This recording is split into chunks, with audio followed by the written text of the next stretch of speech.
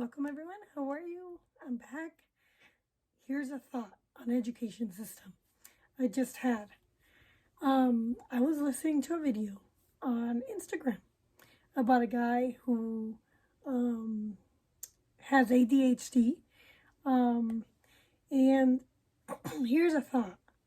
So when you have ADHD, you can't even read a book, right? So reading any book with words on it becomes really hard, right? So this one right here is J. Rowling book, Harry Potter, but it's in Latin. Well, here's a thought. I was diagnosed with ADD. I get it. We're all driven to distraction. But are we really? Do we really have all these labels that they have given us when we were little? I just discovered, because I'm a reader now in my late life, but I didn't come to it easy. I had to improve my literacy skills in order for me to be able to read a novel. I couldn't read well. So how many of us have been told that we have ADHD, that we have ADD, that we have autism, and really, it's that we don't know how to read well? Really, they haven't really taught us how to read. And so they gave us all these labels because we would be sitting in class, bored to our wits, bored to our ears, bored out of my and we were sitting there, and instead of teaching, they were giving us BS, and we were bored. It wasn't challenging. Okay? Now, I know for a fact that most people graduate reading at the most basic level. I know for a fact that most people do not read today as well as they used to. That being said, I think it's BS that we are ADD, driven to distraction, ADD or ADHD. I think that we're driven to learning, and because of our lack of being able to read, that we're not able to learn effectively and efficiently as we would like. And so when we're reading a book, a supposedly good book, we get bored in that book. So later in life, I realized that I didn't have to read a book all the way through. I could just read a book, pick a page, and just read the book in different pages. Of course, not every book is like that. Some books you do need to read all the way through, like, a story, some stories. But even stories, you don't have to read it all the way through. You don't have to read the Bible all the way through. You could read the Bible and pick different sections of the Bible and read it. And as a matter of fact, I really do think that God wants you to read the Bible in different sections. I don't think He wants you to read the Bible all the way through, because when you're reading the Bible, I believe that's the way that God sits down with us, calms us down, and talks to us. That's my interpretation. You have your own interpretation. But I really do think, because whenever I used to read the Bible, I don't know, I used to open the Bible, it's like a passage would just stick out at me, and I'd have to ponder that passage. Of course, reading the Bible was hard too, because I didn't know how to read well. So how many of us can't really read well enough to learn? And so we're driven to distraction away from the book that we're reading. How many of us don't realize that sometimes a book really is boring? Sometimes a book was written badly and poorly, and we're sitting there trying to read it because somebody else told us, oh, it's a really good book. So when I go to the bookstore, I literally see if I could get into the book before I buy it. It's really hard to sell books. Hey, look at that. This book had dust on the inside of the cover. Almost like somebody didn't read it. But anyways, so yeah, 85% of DPS graduates unable to read at the most basic level. So those are people that were labeled in school as ADD or autistic or some other label or ELL or and how many of that is because the teacher didn't really teach. So I was just told by a teacher that I ran into, and then she was audacious, which I don't mind because it's publicity. But she was audacious enough to kind of post it on Facebook for me, which is nice. I mean, come on. It is nice publicity.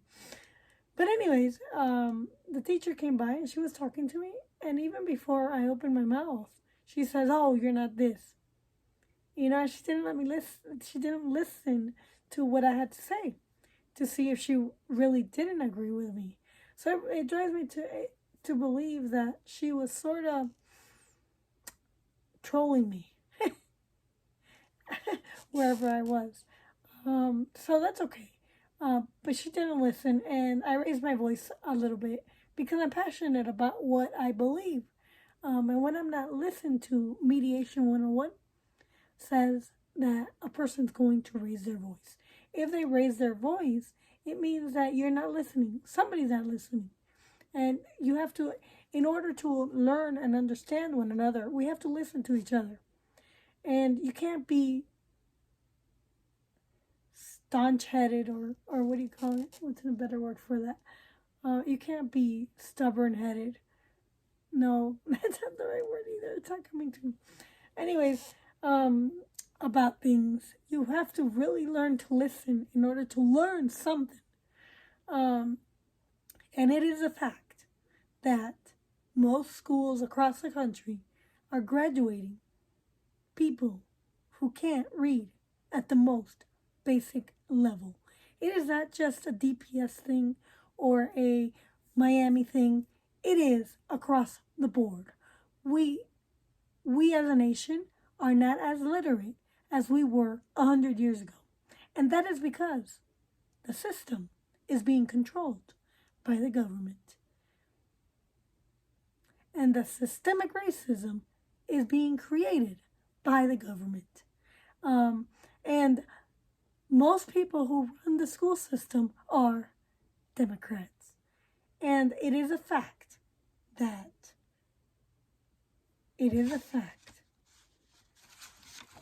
and I have a book here. If I can find it. So I found this one. That the NEA and the teachers union is behind the fraud of the school system. And so I question, what authority does the government have over your kids? What authority does the government have over your kids? They don't have the authority. It does not come from God. They created the authority. So it's not absolute. If the government creates a law, it's not absolute. If God gives you the authority, that's an absolute right. And our rights in the Constitution are absolute. God, it was there before government. God gave us those rights. Government cannot take them away. So the government has no right over your kids because in the First Amendment, which they're trying to get rid of because it embodies not just freedom of speech, but freedom of religion. In freedom of religion, it's not just so that you could worship. It is a protection on your right to bear children. It is a protection on your right to train your children in the way they should go. The government has no right to train your children at anything unless you give them that right. When you register your children in a school, you are essentially creating a contract and asking the school to teach your children for you. And so that right that they get over your children is a contractual right. Otherwise, if you don't put your children in school, they have no right over your children. If they don't force you like a dictatorship, they have no right over your children. They have none. Zero. Their only right is when you register your children in school. And when you register your children in school, you better know what they're going to be teaching. You better know what curriculum they're doing. Because if their curriculum does not follow your meaning of what they should be teaching, then why are you registering them in that school? So their right is contractual. They have no basis because of the First Amendment right to freedom of religion. The Establishment Clause, which has been disestablished over the years, starting in Warren Court. They have, in 1960, they removed God from the school system. They can't do that because it is not their right. It is not their right to teach your kids in the way that they should go. If you feel that your children should be taught about God, then the school system cannot force you to listen to evolution. Your values trump government values. And so they have no right unless you give them the right in a contractual basis by registering them. They have no right to force you to do diddly squat. These are your kids given to you by God. It is a blessing by God. So it is your job as parent to train your kids in the way they should go. Success depends on you, not the school, not the government. And that is my thought for today. Your kids probably do not have any problems whatsoever. There are very few kids who, well, maybe there are more kids nowadays because there's another fraud in the hospitals. When you have a C-section, you're more liable to either die or your kids have some kind of problem. That's another. It is natural to give birth naturally outside the hospital. It is not natural to lay in a bed and give birth. It is natural to sit up and pop that baby out. That's another fraud, but that's for another story. Anyways, like and subscribe and share this video and go shop for really good books at my bookstore, k4699.myubam.com, and help support this video because what I bring are thoughts for you to think about. Remember, they're your kids, not the government's. God gave them to you to raise in the way they should go.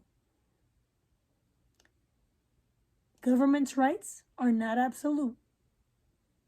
They're created because we give them the right. It is our right to control the government, not the government controlling you. This is not a dictatorship. We have a constitution, and that constitution is a bill of laws for the government, not to trump over your rights and your absolute rights given to you by God.